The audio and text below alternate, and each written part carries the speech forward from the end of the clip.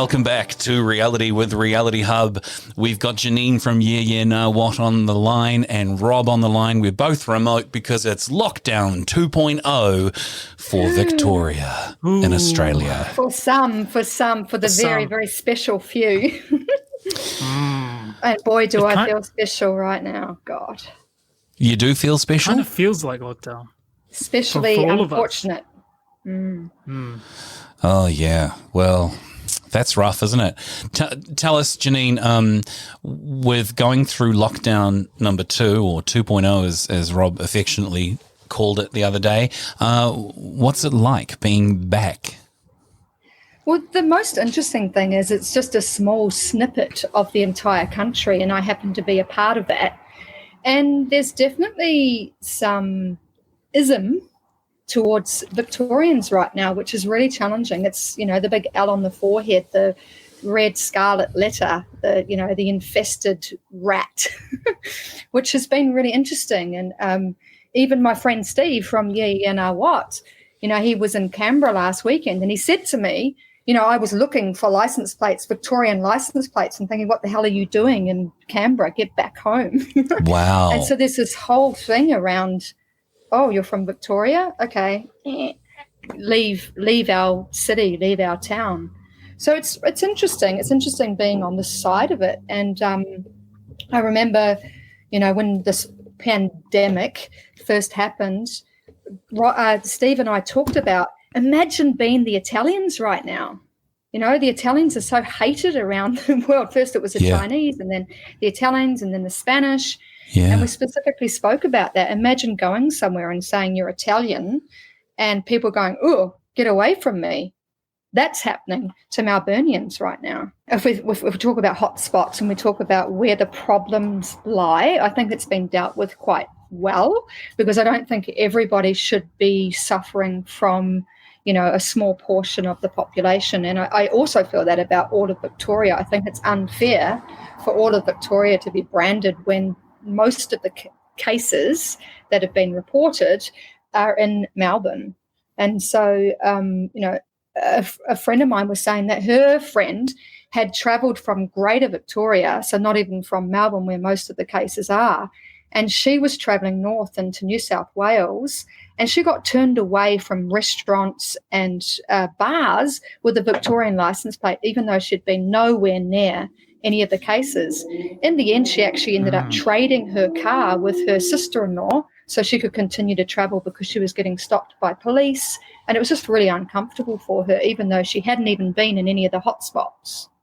Yeah, feeling like an outcast must really suck, and I think people in their own country aren't used to it. I think we're used to seeing foreigners feel like they're outcast and talking about that as foreigners in a new country. But now we get to sort of stand in their own shoes, if you like, because how do you tell, I guess, one average Australian apart from another, or one Kiwi apart from another, if the same thing were to happen here? There's no visual cue difference. And like your Steve said, he was looking for number plates. I mean, that's a bit of a long bow to draw, isn't it? Yeah, exactly. And the interesting thing is, for me, I've just moved down from the Gold Coast to Melbourne in April. And, the rest of the country, they're partying. They're going to live music gigs. Same with you guys. And they are, sitting down in restaurants. They're having parties on the beaches, on the hills at the beaches. And, there's this real sense of, I'm a real freedom seeker. Rob knows this well of me. I'm a traveller, and, I seek adventure. And so for me, with the feeling of, August the 19th is our next review date we're currently in stage 3 lockdown. And for me, I just go, fuck, August the 19th is the next time we're reviewing a sense of freedom. That is not the worst part. The worst part is, and I don't know if you've heard this, there is talk of us going into stage 4 lockdown. Right, because you were never in a stage 4 lockdown before, were you? We were never, no. And so this means that we would have had 4 months of a type of restriction, then go into extreme lockdown and I don't know how long that would be. And this is just Greater Melbourne. So the rest of the country are out partying, going to music gigs, and we are not welcome anywhere. We can't go to any other state at the moment. We definitely can't go to New Zealand. So I feel so trapped right now. And for me, that's the biggest concern of my life is not having freedom, right? And that's one of my top values. And so I imagine there's a lot of people who are feeling that right now in Victoria, where it's the sense of unknown is the key here. You guys have been pushed back into the unknown, back into the uncertainty, and that's takes a hard toll psychologically and mentally on your well-being, right? So your mood and your morale will be completely you basically back in lockdown, back with restrictions, back with not the ability to do the things that you normally do, loss of freedom, all those things. And you've experienced that before, and it's kind of like, well, it's such a I'm trying to find the right word, but it to go backwards is a sense of like, will this ever end? Will we ever get on top of this? Because it seems to me, I've been looking at the figures, you've been getting triple figures of cases, like I think it was like 317 yesterday. We had 428 yesterday. Yeah, 428. Yeah. Today. So and so that's why people are starting crazy to say that we'll probably go into stage 4 because the numbers are concerning. Although listening to the health minister and the premier of Victoria, they have both said, let's give it a chance. We've just gone back into stage 3. We went back into stage 3 last Thursday, so it's been just over a week. And they expect the numbers to rise. And they're saying that they're probably not rising as rapidly as what they expected. So it's actually okay on the trajectory. We're doing okay. So there's this impending, and I think it's the media saying we're going into stage 4, because when the premier speaks, he's not indicating that. He's saying, yes, that is a possibility, but right now, that's not our option. So, I have confidence from the two of them that we might not go into stage 4, but then I got a message today from somebody who's at a university, and they said they just got heads up from the government to be prepared to go into stage 4. The university did. Ooh, that's interesting. Yeah. I've got a conspiratorial theory about all that, actually. Yes, I want to hear this. And that is that because New Zealand went hard and fast and then showed the world, oh, this is how you do it, but you've got to be totally locked down, that Australia is going to have that rubbed in their face. I've said this to Rob a couple of times. We'll be used as an example of how you should do it. And and I think you'll hate that, Jeanene, because you probably, this is me being risky saying this, but you probably don't even need to. I firmly believe that the right services could be in place to wrap around the people who have become sick and quarantine them, not all of society. And so my conspiratorial theory is simply that if they can get us to agree to go into these lockdowns, it's another layer of control that we've submitted to. What do you think of that? And of course, and just one more thing, and if you are repeatedly failing to get out of your pandemic problem, which could be something the media chooses to tell you and make people believe, if you repeatedly fail at it, then the answer will be presented as, well, it just has to be a level 4, doesn't it? It just has to be a complete lockdown. And you'll have all the pain of going through once, twice, maybe 3 times at level 3 until eventually you go, okay, bugger it, level 4 it is. Oh, and it worked. Yep, you have to absolutely submit to us when we tell you to. That's the lesson. Oh, so yeah. what you're saying, Steve, is... Sorry, Jeanene.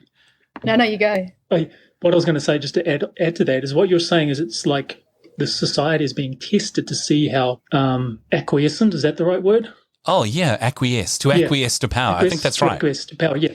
How we respond to power, how we respond to authority, and how it's like a test to see how we'll respond if we do all that. If we say yes, we will acquiesce, we'll do exactly what you say, then that's good.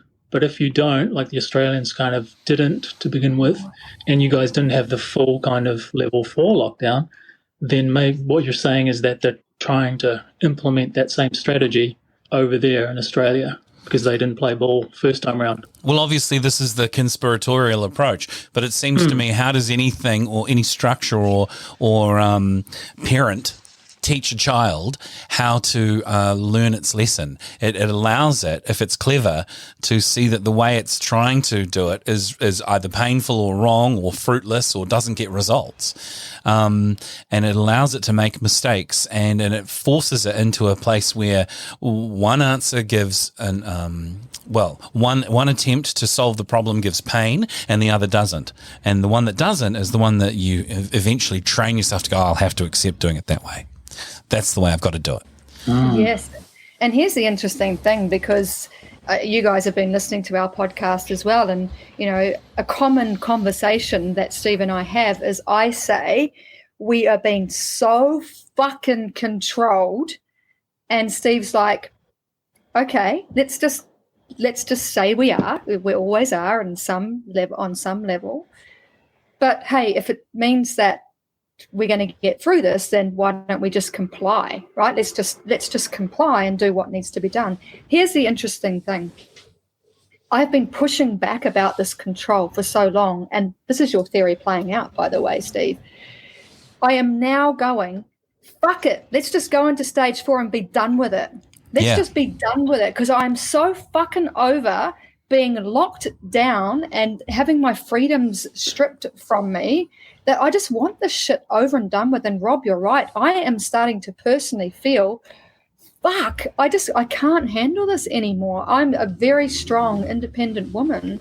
And the thought of being locked down and controlled for a longer period of time, the thought now that is going through my mind, we're now in stage 3, we're revisiting on August the 19th. Then after that, we'll go back to where we were when we first came out in June, which was 20 people per venue. Then we'll be there for 4 weeks. Then it'll be 50 people per venue for 4 weeks. Then it'll be 100 people per venue for 4 weeks. And then, if we're lucky, we might get back to normal, whatever that is. We're looking end of year before we're even got a taste of freedom. For you guys, I go, fuck, in New Zealand, you guys are free. And you just had 4 weeks of being uncomfortable. We have already had 4 months of being uncomfortable. And now we're looking at having another, what are we now? July, August, September, October, November. We're looking at having another 5 months of being uncomfortable. The whole problem, everything you say takes me to so many interesting places in my brain. Takes me back to when I was a teenager and having major FOMO, what we call FOMO now, right? I didn't know what it was then. And if someone was finished their exam or someone was finished their schoolwork and they were off out in the fields running around, I'm looking at it going, this is going to take me another week to get through or another whatever. It's that same primal instinct which you're sort of speaking out loud when you say, what you've just said about how long it's going to take until you're finished. And you are a strong person and strong woman, strong person, whatever. I can tell that. But I can't help but wonder if from our perspective of having gone through lockdown, if we might have any useful advice to you. I caveat that carefully because as a strong person, I don't like giving advice to any strong people because they just tell you to fuck off. but I shall not do that. But I have this idea that you might be open to a couple of thoughts. But Rob, do you have any suggestions on how best to get through a lockdown? Funny you should mention that. Yeah. I actually wrote a whole list, which I was going to bring in at the end, because I like to think on reality how we offer organic flow.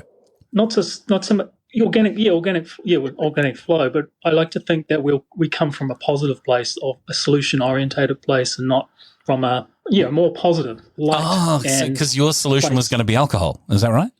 Well, that might be yours. Yeah. Cheers to that, fellas. I've got my beer right here with me, actually. Oh, he's here. That definitely will continue to be available. We're in Australia now. You really will always have alcohol. Yeah. I know you, Stephen, on Yeah Nah What talks about if they ever shut the liquor outlets, there'd be chaos and riots. Yeah. But no, but seriously, when you were describing this whole thing about lockdown and personal freedoms being taken away, civil liberties, all those things, like the way you normally would operate on a day-to-day basis. What struck me is this about a pandemic and people's lives, or is this more about civil liberties and taking away freedoms? And I don't know, man. I always get this sense that there's always been more to this whole situation. I still feel that. And when we were in our level 4 lockdown, the thing that struck me was, hang on a minute, is this a way of slowly taking away certain freedoms and rights? Because what they're saying now is, particularly in New Zealand, is if we ever get back to a second wave, they've now got the army involved. They can now do visit your house and do testing, and without a warrant, police can do that. Wow. And there's also, this is what's happening. Is this in New Zealand? Yeah, unfortunately, there have been little laws passed through behind the scenes that say if we want to now, we can enter this way, which is an erosion of previous privacies. What eventually amounts to what they call forced testing as something they're allowed to do is also really just a covert way of saying forced medical procedure. Because that testing idea could extend to injecting, couldn't it? It could extend to all sorts of things. Absolutely. Which and you can't resist. In entering countries, they're saying that you might have to have had the immunisation, as you do with lots of other immunisations, by the way. Yeah. To enter countries, and I've kind of never really questioned that, but now I'm starting to really question that. And Rob, you said to me, you just said that you wonder if this is the pandemic, is the actual virus or something else. I just heard on the news that we've had 1,000 suicides since March. Wow. 1,000 suicides in Australia. That is far more deaths than the virus. Is that far more than the usual suicide rate?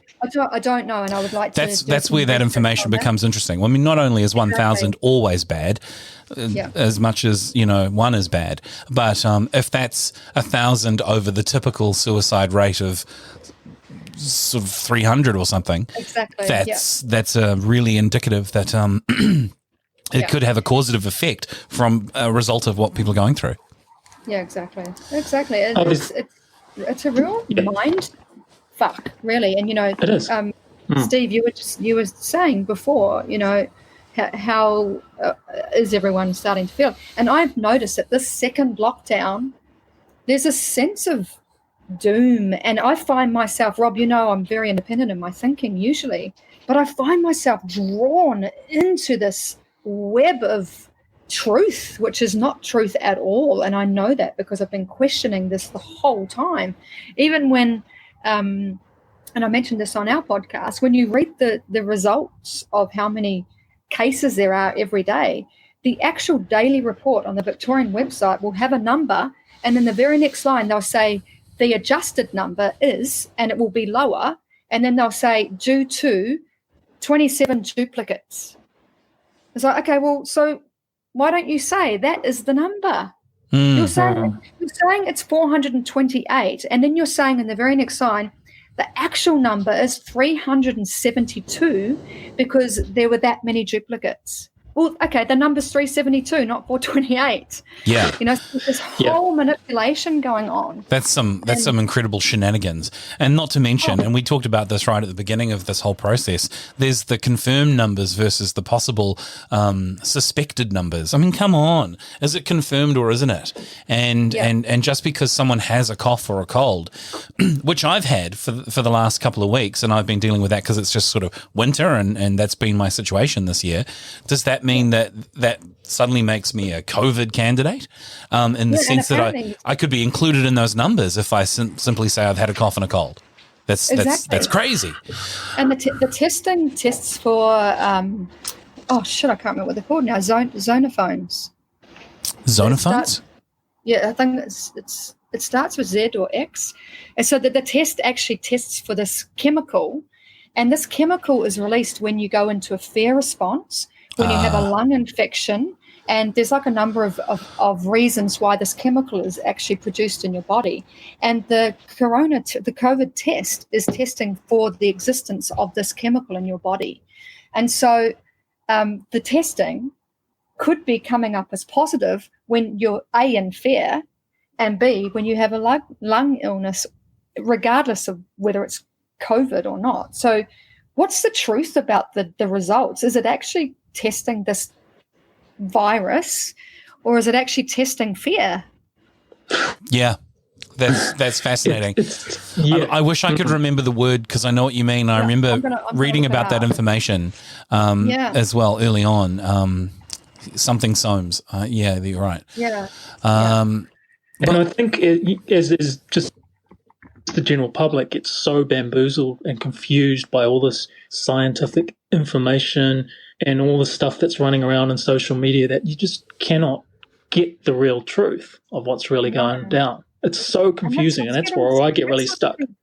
Yeah, I feel like it's getting more confusing though, because in the beginning I was like, I know that there's nothing sounding true about this, but then as you get deeper and deeper into it, it kind of feels like there's some kind of truth in it, but I know there's not. It's just a mind fuck. It is. You spiral down into this massive confusion. And you can look at it from both perspectives, and it's so hard to just get a real accurate angle on what is actually happening. Is there a virus, right? Is it killing people? What are the real numbers? Why is it spreading? Are the tests accurate? You just want some simple truth. Yeah. So, because when you have the truth, you can then, I was just going to say, and then you can accurately sort of get on with life and approach things in a way. But I mean, getting thrown back into lockdown, it just will throw people into a massive sense of confusion again, going, what, is this going to get worse? When will it end?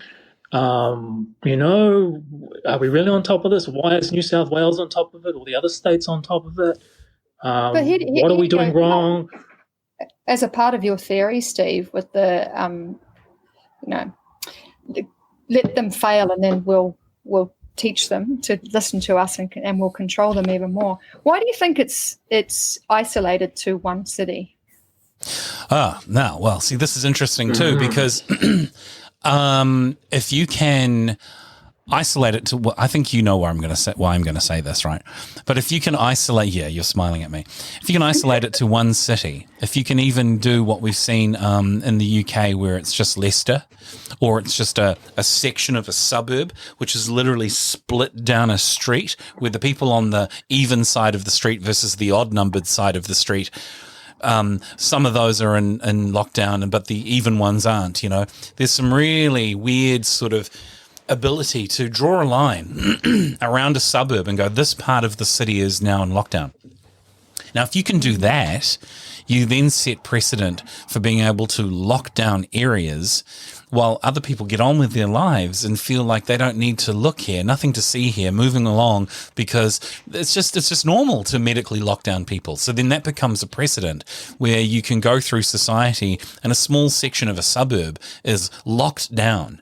And that's why a city is the beginning of that in the Southern Hemisphere. I think they've gone to small areas overseas, but it's the beginning.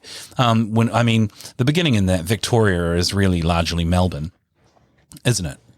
It's a big state. It's bigger than the city of Melbourne, but by and large, most of the people are Melbourne, and then there's another shire that's included as well. Right, but by and large, most of the people in that Victoria region are going to identify as Melbourneites, Melburnians. Will they not? No, they're not. Okay, my bad. I thought that that a large number of those people are going to be within the city of Melbourne that's locked down. If you think about New Zealand, how does the rest of the country feel about Auckland? Well, I mean, it depends. Probably not that great. No, there has been times in my life. Yeah. An English guy did a documentary because he heard about this ideal that people hated Aucklanders, just another fucking Aucklander, right? We're Jaffas. Right. And so he set out to test this theory. So there's a documentary about it. He travelled New Zealand to ask people how they felt about Aucklanders. And it proved to be true. People actually had a vengeance. They had a hatred for Aucklanders. It was really interesting because we kind of thought it was a joke. So how does that relate to my mistake about thinking most of the people in Victoria were Melbourne based in terms of the population wise for that locking down that state? So I think if I interpreted your question correctly, people will not identify as a Melburnian if they're not from Melbourne. Uh-huh. Victoria is a massive state. And so if somebody gets mistakenly called Melburnian when they're not, it would be a similar thing to saying somebody's an Aucklander when they're not. Okay, I agree with you. I agree with that completely. What I perhaps poorly articulated was more the idea that because Melbourne is the big city in that state. Am I right about that? Yep, okay, that's right. Yep. Correct my assumptions as I go. But that's great. Yep. But because it's the biggest region where people live, that most of the people in the Victoria lockdown are going to be based in Melbourne. Got you. So you're saying that the population is primarily in Melbourne. Yeah, and so which is only sort of a side point on the way to the main point I'm making, which is, sure, you've got Victoria in a lockdown, but what you've really got is Melbourne, because most of the people in the Victoria region are gathered in the Melbourne space or part of it. And so you can say, yeah, it's the whole region, but it's to my mind, it's the first experiment in Australia with locking down a city, but called by another name. And do you think what's it called by? But called by another name, that name being a state lockdown. But really what we're doing is locking down a city. And then the next step is, how much smaller can you get to locking down? And the further you can progress from city to suburb to tiny region to 3 streets, then the more that starts to explore this idea that I'm talking about, that in the future that sets precedent for locking down just these 3 houses, or maybe just that house because you live in it and you love freedom, and we don't like people who love freedom. You're locked down. Right. Yes, I see what you're saying. Yeah. And do you think you're talking about the Hunger Games, creating some animosity against people within people, like within communities as well? Like, I hate you because you're infected. You've got the L on your forehead. Do you think there's a sense of that as well? Trying to create this separation between, because at the moment Melbourne is separated from the rest of Australia. Melbourne is definitely the least desired place to interact with anyone from Melbourne. In fact, we're not even allowed to interact with anyone. If we choose to go to another state, we're not allowed to, but if we do get permission somehow, we have to go into government quarantine for $2,800 for 2 weeks. Wow. Yeah. So we're not actually Jeanene, allowed to. Sorry, do you think this whole perception of the rest of the country hating Melbourne, having this animosity, is that being created by the media and it's just not really the truth? So if you just talk to people, general public, they would go, hang on, no, we don't feel that way, but the media is portraying it that way. No, I think it's actually the public's response, but I think it's probably come from the media initially. Right. Because people are so protective over their freedom.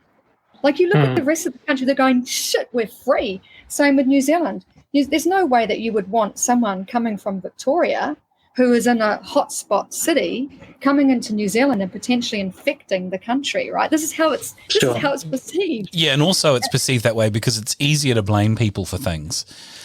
We live in a world where if we can point the finger at someone and blame them instead of being self-responsible for our situation, and this is a real easy one to do that with, because the narrative goes, people are contagious and they can spread to you, so therefore it's their fault. Then we can blame those people, the others, you know. And to that point, there's been an outbreak in New South Wales, and now, truth or not, it's been pointed back to a man from Victoria. Oh, interesting. So now people are going, see, Victoria is a bad place. This man has come and he's shut down an entire pub. There's more than 50 people who've been infected because he came to New South Wales and went to a particular pub. And, so that's the sort of stuff that I struggle to really understand as truth. Well, it's clearly not truth, I think. And I feel you, because I would struggle to understand that as well. And I think what's happening to you, if you don't mind me saying, because I'm just being an armchair psychiatrist here at this point. It's ironic because they do sit their patients on armchairs. You know what I mean? Because I think there are things playing out in the media which are designed and set up to catch your attention, to involve you in drama. And I wanted to ask Rob first if he had any suggestions for getting through lockdown. And I'm sure he'll still give us his thoughts on that. But I'm going to just jump straight into what I think, which is try and phase out from it. To anyone listening and struggling with lockdown, the thing that seemed to work for me when we went through it was to, at times, phase out from what was going on, to just find happiness in my own little world where I could, which was even reduced further by being stuck in my home or my room or whatever, and phase out from the media, stop listening to it at the same frequency, and going back to someone we had on our show. We had Jane the psychic on, and she talked to the spiritual purpose behind lockdown. I think quite separate from the potential darkness that it presents as an overtaking attempt at the world by certain evil powers. If you view it from that perspective, the good side to it is, what does it make of us as souls? That maybe you subscribe to the idea, have lived for numerous lifetimes and have learned incredible lessons across those periods of lifetimes, if you buy that idea. Or maybe you don't, but you know that maybe within you is the ability to overcome adversity. How did Mandela survive that many years in prison? How does anyone survive in being in an enclosure? And to the freedom seekers and freedom lovers like you out there, it must be very hard to accept that. And I'm not saying don't be angry, but then choose when that anger is not serving you, because there's only so much you can do to change the outcome of that scenario. But what would really fuck them off would be if you came out of it happy and not buying into their shit anyway. Nothing they did stopped you from being happy. Ooh, it's just the worst thing for them. They really want to get you down. And if you can't be gotten down, then you are the defiant winner. You're the one that went, well, I just used that time to paint my walls and I did a few lovely masterpieces. In fact, thank you, because I wouldn't have had that time to have worked on, well, in Rob's case, my abs so frequently, or whatever other thing that serves you. Yeah. How can the lockdown serve you? But I think spiritually, there's an aspect of what is within you that can be brought out for this lifetime that shows you actually have patience. Maybe. And here's the interesting thing. That's the state I've been in this entire time. I've been so at peace, and I've been so grateful for this opportunity to be still and to just be immersed in. And I've been out and walking, but the interesting thing is, I feel like I'm getting pulled in right now, and I know it's only a snippet in time. This will stop immediately. Yeah. But I'm watching the news, and I never watch the news ever. But now I'm starting to watch the bulletin every day at 5:00. What's happening? It's like, no. I did that. I did that at 1:00 every day when Jacinda came on for the latest update, and I got really caught up in it. Yeah, and I'm acknowledging that, and that is not my normal truth. My normal truth is I accept it, and I'm okay with it, and I will make it work for me. But I know there's just a snippet in time, because it's just that whole fuck. We've been put back into the ringer. What's next? What's next? And Rob, you mentioned it before, the unknown. What's next? And how can I build a bridge? How can I transition from, because it's been so long? And I think, if you think about the psychology of an imprisoned person, they go through cycles, right? In the beginning, it might be anger, and then, if you think about the 7 stages of grief, resentment, and then, acceptance eventually. But so what I think's happened is I was at acceptance quite early on. There was a little bit of anger for, not 100%, but just a little dash of how dare you control us.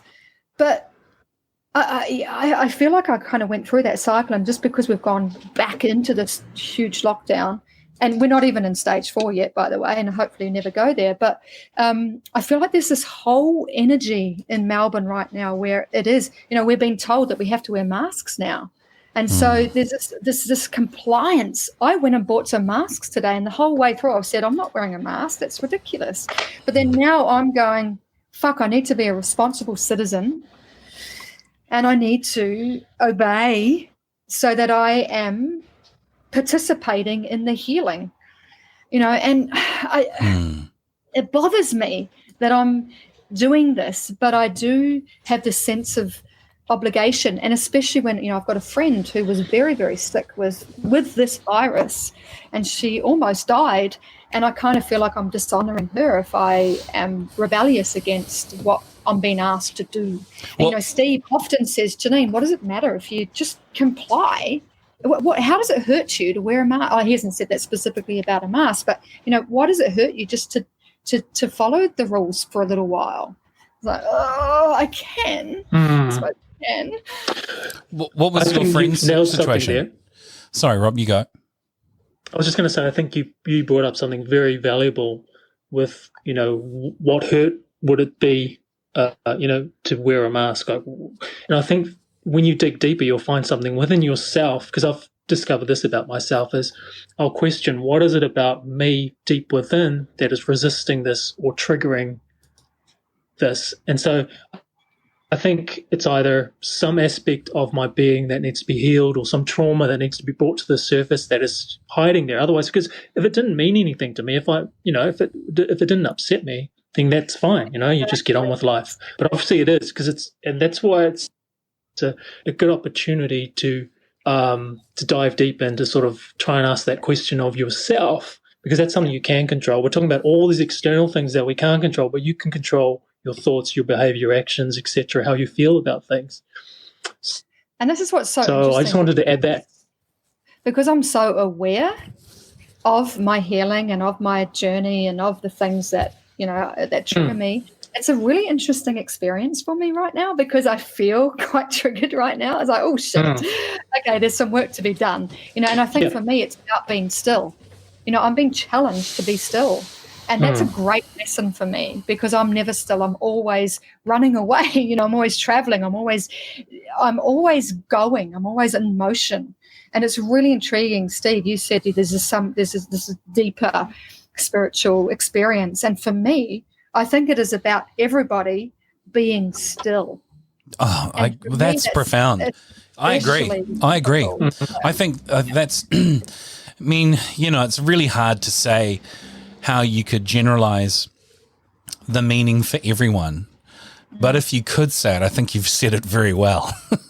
That's quite possibly accepting stillness, which is such a hard thing to do as a human being that doesn't settle often. It doesn't find that inner calm within oneself, to hear that inner voice, which you can only do through practiced meditation or by owning a sensory deprivation tank. And this is like a sensory deprivation tank imposed upon us, because thank you. Yeah, that's right. And they're expensive. For creating this. Yeah. And the other thing too, it's a blessing, well, it's a blessing in that you get time to yourself, and you've got a perfect excuse not to be present at whatever party, whatever social function, because you just can't. And I think use it for what it can be used for, which is if you get an opportunity like you seldom get an opportunity like this in life to reflect uninterrupted for an extended period of time on where your life is going. And the reason we seldom get an opportunity to do that is because you've always got to get up the next morning and be at work by 8 or 9 o'clock, or whatever your routine is. It's usually always interrupted by continuous sort of life moments of appointments, phone calls, beeping, cell phones. So, and here's the interesting thing about figure what you want to do with your life. Yeah, we'll look back at this, and I truly, truly believe this. We'll look back at this. It is a tiny snippet in time. Even though when you're in it, it feels like it's never ending. And yes, we're, like right now for us Melburnians, it's feeling like, when the fuck will this end? But I honestly believe in a year's time, we're going to look back and go, 2020 was fucked. But shit, it taught us so much, it taught us so much, and we're going to be so grateful for this pause in time. And I truly believe it will just be, the Spanish flu and all these events that have happened in the world. It was just a snippet in time. Yes, it changed the trajectory of the future, and I think this will. I think this will actually bring back basic human values and being valued as a human. Actually, I think there's going to be so much more focus on feeling instead of logicalizing life and becoming a transaction. I think we're going to get back to connection, and it's really interesting that we're achieving that through disconnection. But I think that we will, and this is just my interpretation of how the future will look, but I really think that the dynamic between humans is going to be far deeper and far more valued.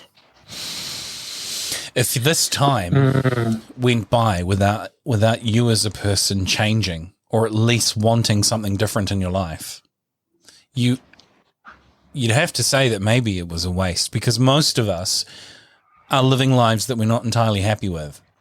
Exactly. If you were already someone who did regular daily meditation and has really closely examined your goals and how you want to live, then I'm not talking to you.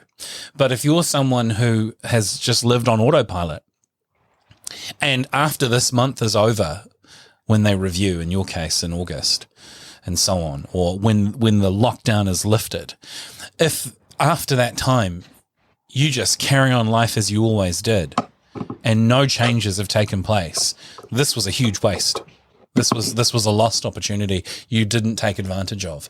And so to that end, I say, for people in lockdown, phase out from the pain and what you're hearing that triggers you and the things that you are addicted to dialing back in for the 6 o'clock news, and phase in to your true inner core and figure out what it is that, you know, up to this point in your life hasn't been living to your best potential.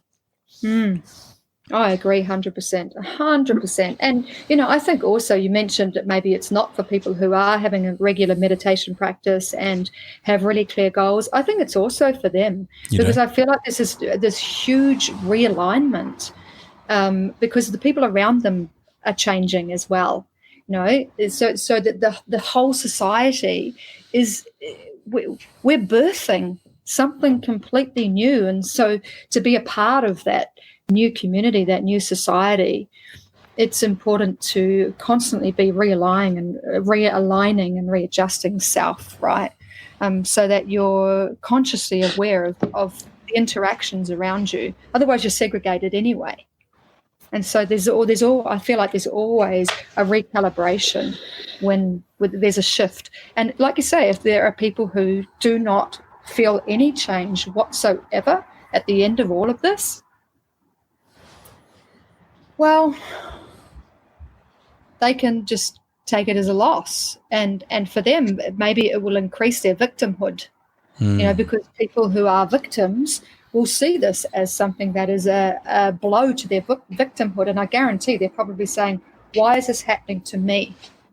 When it's actually an entire worldwide problem at the moment. I suspect even for them, I suspect even if they don't take the viewpoint or the philosophy of this being in some way resulting in a spiritual advantage to reassess where your life's at, even if they don't have that view, they're going to reassess where their life's at anyway. Exactly. Because they'll have a different approach to how they do that. Yeah. Exactly.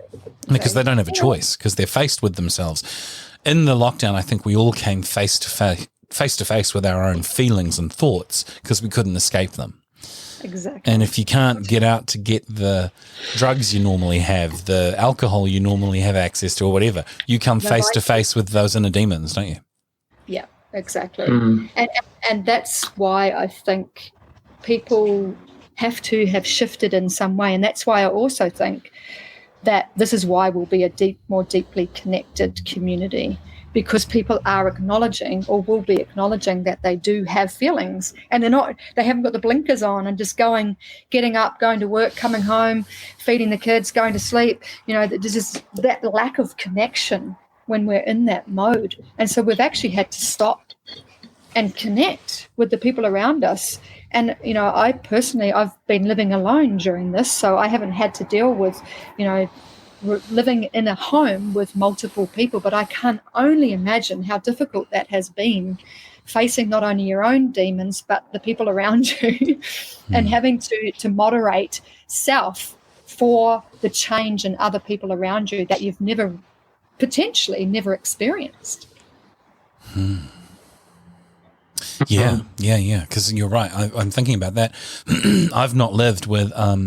I did once live in a flatting situation, and that was about 4 years ago, and up till that time, and then I bought a place. God, I don't know how challenging it could be to be around those people all the time. And they were lovely people too. They were great flatmates if they're listening. Yeah. But I think everyone could understand that you're then face to face with people who you were perhaps grateful that they took off in the evenings to do things, or that they had a job or whatever, you know? Yeah. Imagine being 24/7 with the same people who are also dealing with expressing their own fears and demons and not knowing how to deal with them. And then you're spending time with these people when you're experiencing the same thing. Must have been so challenging. Yeah. The flip side of that too, though, I've found is that where I am currently, I'm working a lot from home, but I find myself taking myself out of the home environment to do my work on my laptop at a local cafe. Just so I can lucky you. Rub it in.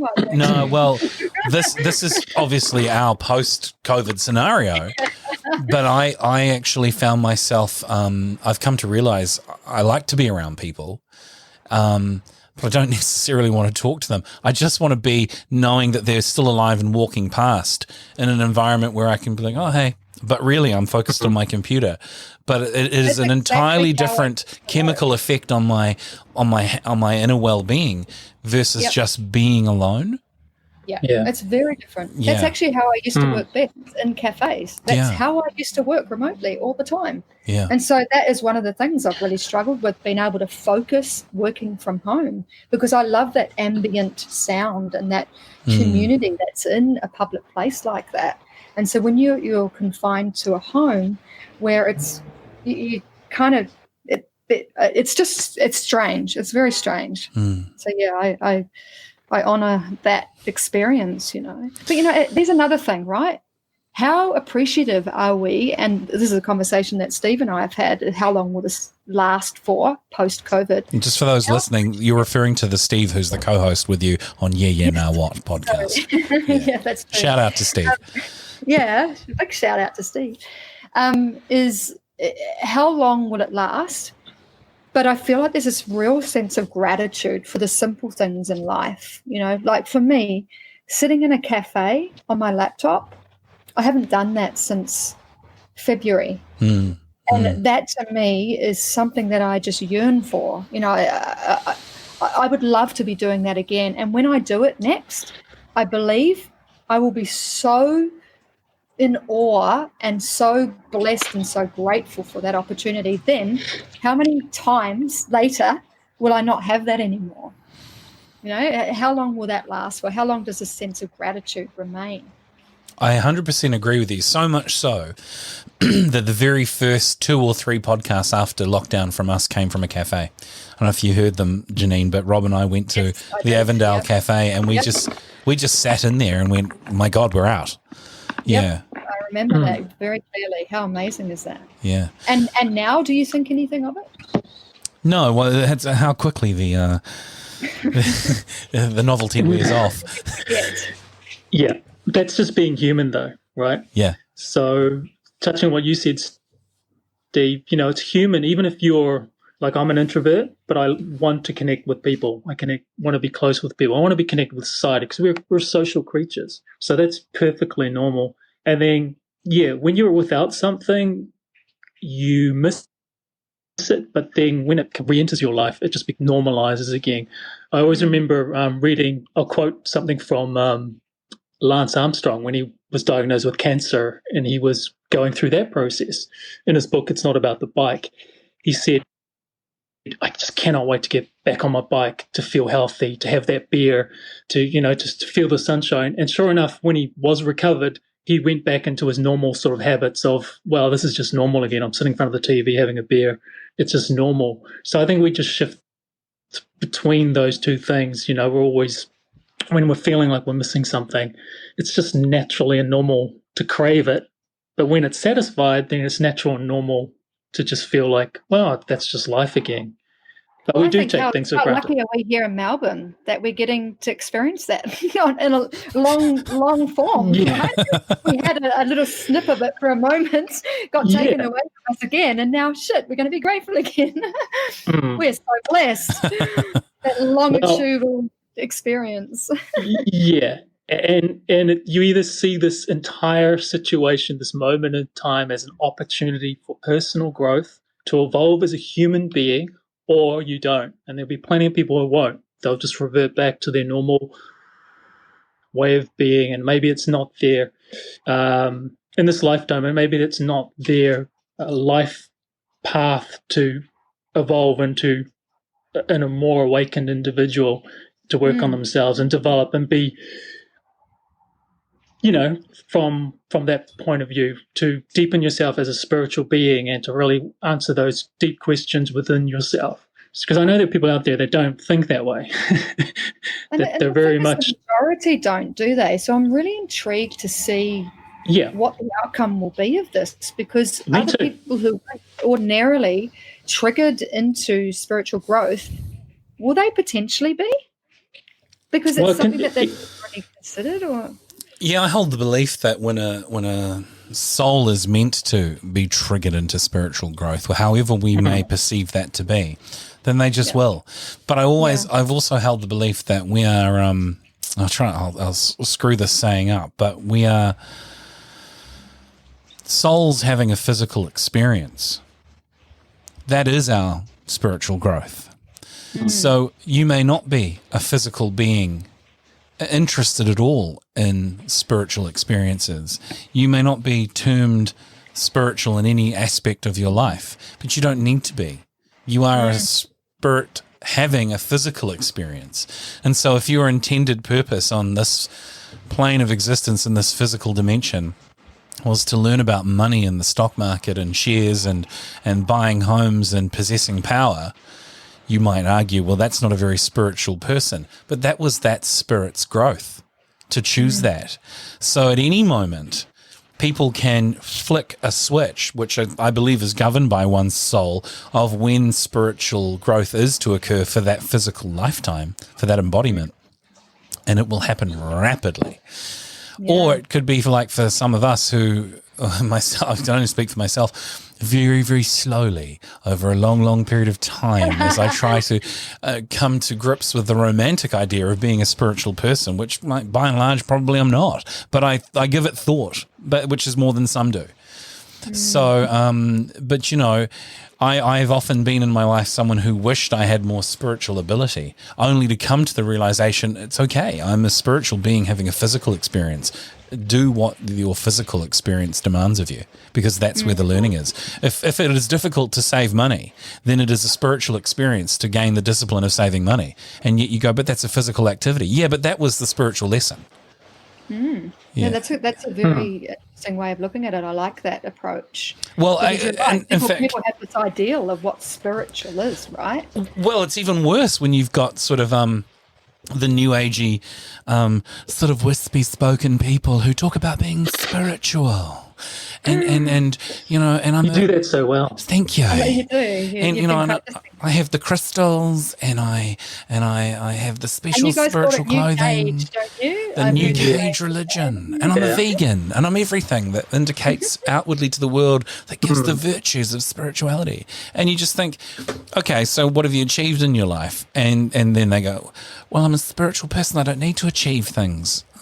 So they don't have disciplines. They can't keep to a time. They can't hold an appointment. They've got no ability to save for the future and last a rainy day. They have nothing that shows of discipline that required physical accomplishment. And you go, so then how is that spiritual? Because it's not physical. Yeah, but that was your embodiment to live a physical life. So that fails the spiritual requirement you're looking for. And I think also for them, they have a very specific learning as well, though, right? So they have a different lesson, and that lesson is potentially to, understand that it's more than just non-commitment to anything and using spirituality as an excuse. Because I've seen that play out multiple times, is that, I don't have to take any responsibility because I'm spiritual. That's in my eyes, it's not how it works. I mean, there's so many versions of the truth, and in my version of the truth is that's my current version of the truth is that's you have to step up and take responsibility and accountability, and then it plays out far easier and smoother. But when you're not taking responsibility and you're kind of just going whatever, which is different to surrendering, by the way. I have a different experience of surrender. And you still need to be engaged. So disengaging is not going to be creating a learning opportunity for you. Yeah, and the reality is you're having a human experience, so you have to take responsibility of that. There's no point being what I term a cloud dweller and just completely in the spiritual realm all the time, because you're having a physical experience here on planet Earth that you need to tend to, and you are spiritual whether you like it or not. There's that aspect to your being, so you have to find the integration of that, the balance. You can't swing. In this reality, it's a contrast expression, so you can't just be on one spectrum or the other. They both coexist. So that's the way I always sort of navigate it or go, because we could easily just sit on a hill and meditate, for the rest of our lives, but that's denying the human experience and all the other experiences that, a spiritual experience can be. Yeah, it's all a spiritual experience. That's the irony. That's the great irony of it all. It all is. Whether making money, losing your job, having a girlfriend, having a boyfriend, being this, it's all of it. It's all encompassing. Yeah. Yeah, exactly. And taking that responsibility, that accountability to acknowledge that it is a human experience that we're having to play out. And the integration that's the challenge, is being in both worlds smoothly, because it shouldn't be separated. It's not that world and this world. It's actually I am this, and I am having this experience, but we segregate it. We're like, I'm doing my spiritual stuff. Now I'm doing my physical stuff. Yeah. It's like, the idea is to be it, not to do it. Yeah, I'm off to do my spiritual things. Yeah, that's right. Yeah. As though there wasn't something. We can lead. Yeah, denial of your human aspects is like spiritual bypass, where you're just spiritual, but you're denying all these other aspects of the totality of being, what it means to be human. And then you're denying yourself of all those experiences which help you grow and you gain the wisdom and evolve, etc., etc. So, it's bloody intriguing, isn't it? Well, Rob, as they say in the southern states of America, Jesus, take the wheel. Rob, why don't you take the wheel and and lead us through to the end of the show, because I believe you've got some topics you want to talk about. Look, I just had some tips that I actually wrote down on how to navigate this current global environment. Now, this can apply to whether you're in lockdown or under house arrest. We haven't brought that up, have we? Oh, yeah. Oh, sorry, I haven't told you guys yet, have I? Go on. That bracelet that's on my ankle? Oh, yeah. Right. Oh, you'll be getting one shortly. But, here's just a few tips. These are just practical tips that you can implement, which helped me during the lockdown. I got into a routine, a structure, and it's really simple, man. You don't need anything special other than, this is just common sense. So first and foremost, practice wellness and self-care. Look after yourself. So you got to realize that you are the one in control of your physical, mental, emotional, and spiritual health and well-being. It's up to you, okay? So that's paramount, is your wellness. I love how Steve just took a swig of beer as you were saying that. You said well-being and I said beer. Yeah, but that can be something that you treat yourself and that boosts your morale and gives you pleasure. So that's part of wellness, So that involves exercising daily, walking, getting away from the computer, getting away from social media, disengaging, as you said, Stephen, phasing out of media and information and all that downloaded stuff. So get out there, go for a walk. You can do that. Agree. Outdoor activity, getting fresh air, taking time out. And one thing which came out of lockdown, which served me so well, was practicing an ongoing meditation routine, just 10 to 15 minutes when I wake up. This is what I do every single day, and it could be just breathing. It could be just any type of meditation practice. It doesn't have to be complicated. So yeah, nurturing your spiritual nature. We've covered the try to limit your time on social media and all the information, because it can just be so confusing, overwhelming. Take back the control of how do you use your on-screen time, and build structure into your day. So have an action plan of the things you can do during the day. So when you have structure, then you're less likely to stray off and do crazy things like eating the wrong foods, doing things that are distractive and detrimental to your health, like watching too much Netflix. You got me. Yeah, you got. Yeah, not mentioning any names. I mean, these all can be part of your routine for sure. I mean, yeah, there's nothing wrong with it, but it's try to build a structure around it. Listen to podcasts, read books, do stuff like that, and then you can also start to work on yourself, on your dreams, your goals, your visions, what I like to call futurescape. So how do you want to live your life from now on? Like, you have the time, start just doing it. Just start building a vision of how you really want to live your life day by day. It could be simple things like, hey, I always wanted to do this hobby, or always wanted to, whatever it is. It doesn't matter what it is. But as long as it's important to you. And obviously you got to sleep well. Don't be too hard on yourself. Remember, you're human. So it's okay to feel down. It's okay to feel emotions surrounding this, all that painful stuff. If stuff's coming up, then that's good. It means you're getting all that crap, sort of purging yourself of all the stuff. If you're aware of it, then you can work on it. And lastly, remember to reach out to your close friends, family, your social network, if you need help, if you need support, even if it's just texting someone, calling someone, just do it, because people are going to be in the same boat. Well, I got to say, if you've got the time, reach out to them anyway, right? Because they might need you, for all you know. And also, your version of if you need it. So many people are stuck in this, I don't need help kind of mode, and that's problematic when they don't know that they need help. So reach out to people anyway. Make it part of a discipline. And you know what I think is also really valuable about that is that we feel like we're a burden when we reach out to somebody and ask for help. The key is, if somebody asks you for help, how do you feel? You feel valued. You feel valued. And so if you're not asking them for help, you're taking that opportunity away from people to feel valued by helping you. And people want to help you.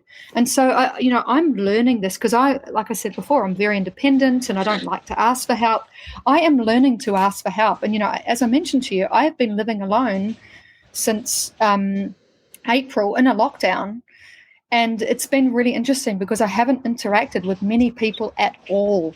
And consistently, I've interacted with a couple of people, and that's it.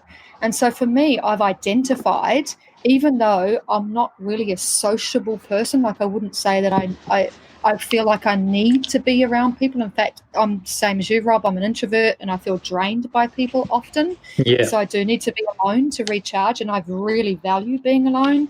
But I have identified that because I'm in lockdown, I have needed people. And so I've reached out to friends. Rob, I've reached out to you a number of times. And, I've got a friend who we connect every single day. She checks up on me. I check up on her. And it's so, so important. It's been so key to staying engaged mentally, which is it can be really challenging in this time when you're alone. And so I agree with you 100%. Reach out to people because they want to be reached out to.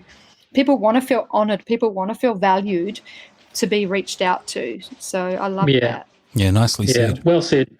Yeah, it's so true. I always have this expression, it's won or lost in the mind. You'll be surprised at how your mind works, how your thoughts work, and that creates your feelings and your beliefs and everything. So self-care, mental well-being is the key. It really is, not just during this time, but during any stage in your life when you feel like you're straying off where you should be and you're not feeling good about life for whatever reason, because we all go through that. We all go through the ups and downs. So that's a big one. And I think, Rob, and you and I have had this conversation many a time. It's so transient. So how I feel right now in this very moment, in an hour's time, I could feel very, very differently. Yeah. Right? And Yeah. I will feel very You will, differently. yeah. I felt differently, quite extreme, probably about 5 times today. And so it's really, really key to remember that even if you express something to a friend, it's okay to you don't have to lock yourself into that expression. And I think that's what a lot of people fear about sharing with people, is that, okay, if I share that I'm depressed or anxious, then people are going to think I'm depressed and anxious. It's not that you're depressed and anxious, it's that you had a depressive and anxious moment. And that's important for you to understand if you're the person who's expressing that you were depressed and anxious in that moment. But it's also it's important to understand that when you express that, people don't know that could just be your moment. Yep. They might think that you're like that all the time, and that you don't want to give that impression, because then you don't need the unneeded incorrect response to it. You need to articulate that in this moment I feel this way, but I won't necessarily feel this way for the next 5 days. That's right. But a lot of people are not aware that it is so transient. We feel that deep, dark pain or anger or frustration, whatever it is, and we often cling on to that as this is who I am right now. But it's really, really important to acknowledge all of the other emotions that are also going on, and not give one particular feeling or emotion or behavior the weight that it doesn't deserve, because it's just one of many, and so this is where we can get so trapped, and when we're sharing with people, making sure that we're sharing our joyous moments as well as our painful moments, and so that we're not feeling, because this is when you do feel like you become a burden.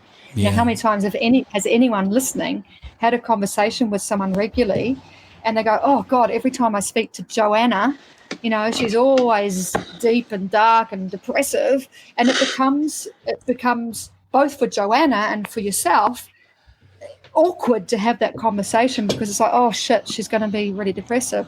If you can share both sides or all sides of self, it just makes that easier. Yeah, I think that's not to say don't reach out when you need help. Definitely reach out, and if it feels like it's always when you're down, that's okay too. But try and share your whole self. Yeah. Yeah, it's just being open, vulnerable, and authentic, and hopefully everyone out there's got close friends that they can do that with. Just be real and say, this is where I'm at.